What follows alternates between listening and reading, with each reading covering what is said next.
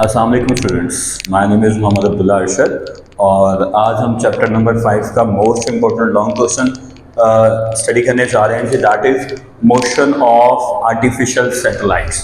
ठीक है, artificial satellite के जो मोशन है उसको स्टडी करने जाएंगे। अब बेटा हमारे पास सैटेलाइट क्या होता है? ठीक है, सबसे पहले तो हमें ये पता होना चाहिए कि सैटेलाइट क्या होता है। Any object that revolve around a planet is called satellite। ऐसा कोई भी ऑब्जेक्ट जो किसी प्लैनेट के अराउंड में रिवॉल्व करता है उसको सैटेलाइट बोलते हैं। ठीक है, अब प्लैनेट हमारे पास है अर्थ, हमारा अर्थ प्लैनेट है, इसके इर्द गिर्द रिवॉल्व करने वाला सैटेलाइट है। ठीक है, अब सैटेलाइट दो तरह के होते हैं, नेचुरल सैटेलाइट और artificial satellite. Moon is the natural satellite of the earth and many other satellites that sent by the scientists that revolve around the earth is known as artificial satellite of the earth। ये definition आपने लिख लेनी है। अब बच्चों इस satellite की जो मोशन है अर्थ के अराउंड हमने इसको डिस्कस करना है, इसको स्टडी करना है। सबसे पहले हमारे पास जो अर्थ हमारी है दैट इज स्फेरिकल, वो सर्कल फॉर्म में है।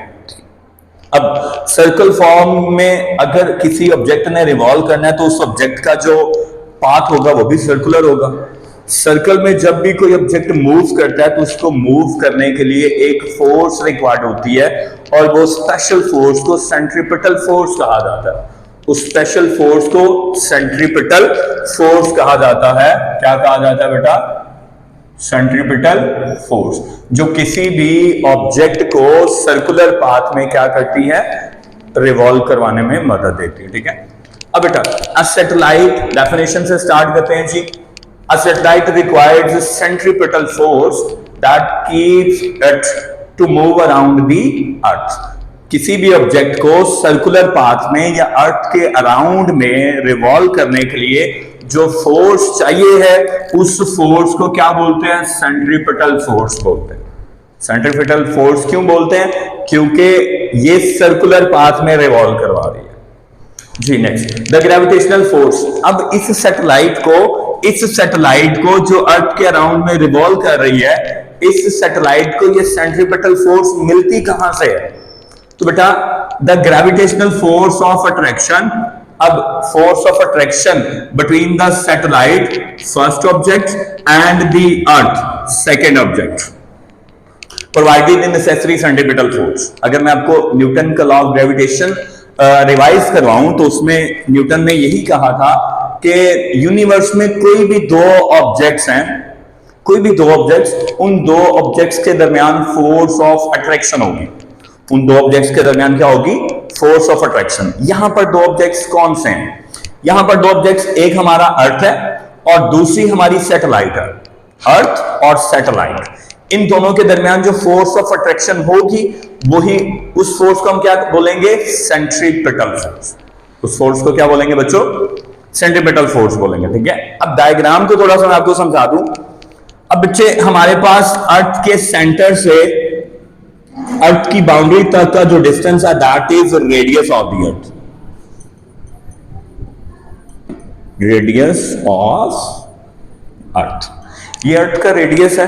ठीक है, अब इसके इस सेंटर, इस रेडियस के अराउंड में एक ऑर्बिट है। डॉटेड लाइन में हमने एक ऑर्बिट ड्रॉ किया हुआ है और ये वो ऑर्बिट है जिसमें सैटेलाइट ने रिवॉल्व करना।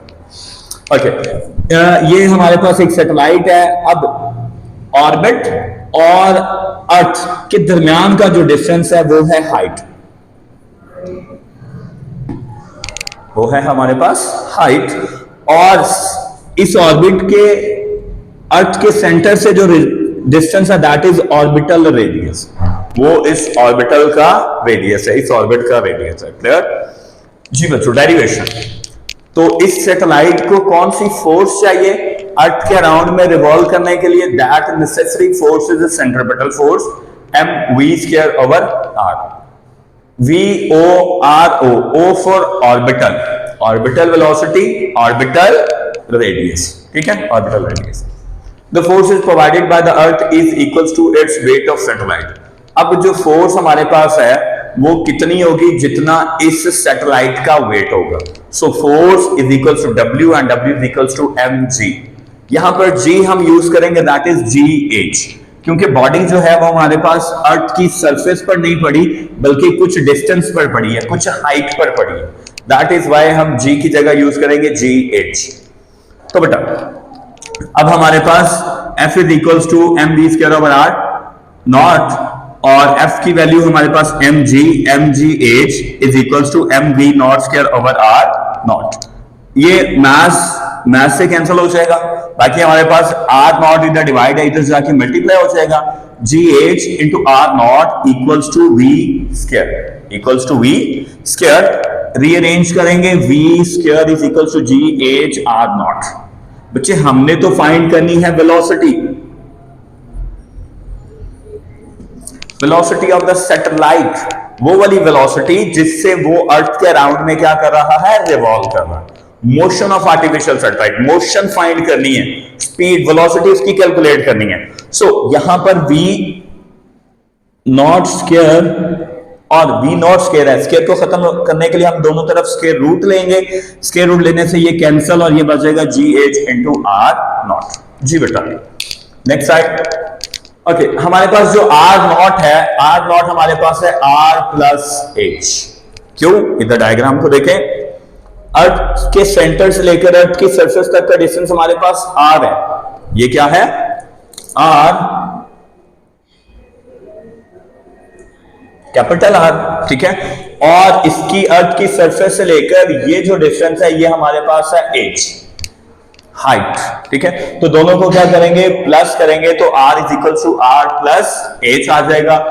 इसकी वैल्यूज यहां पर पुट करते हैं जी, हमारे पास g h is equal to r plus h. अब यहां पर हमारे पास एक अप्रोक्सीमेशन है बच्चों। अब जो सैटेलाइट अर्थ के राउंड में रिवॉल्व करेगी, अर्थ के राउंड में रिवॉल्व कर रही है, उसका अर्थ से कोई बहुत ज्यादा डिस्टेंस नहीं होगा, वो बिल्कुल अर्थ के साथ साथ रिवॉल्व करेगी, बिल्कुल अर्थ के साथ साथ। उसका डिस्टेंस अर्थ से, अर्थ के रेडियस के मुकाबले में बहुत बहुत कम होगा। इतना कम होगा कि हम अप्रोक्सीमेट करते हैं कि हमारे पास जो रेडियस है वो height of the satellite, orbit की जो हाइट है वो अर्थ के रेडियस से बहुत बहुत स्मॉल है।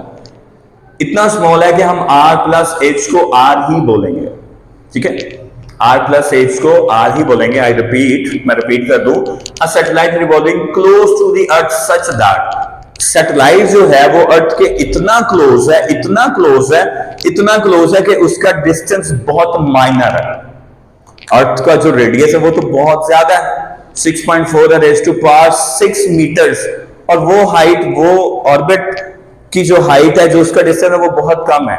इतना कम है अर्थ के रेडियस के मुकाबले में कि हम उसको निगलेक्ट कर सकते हैं, हम उसको निगलेक्ट कर सकते हैं। So r plus H approximately is equals to radius of the earth. क्या, और जब हमारे पास हाइट खत्म हो गई है तो फिर जी एच की जगह पर जी आ जाएगा।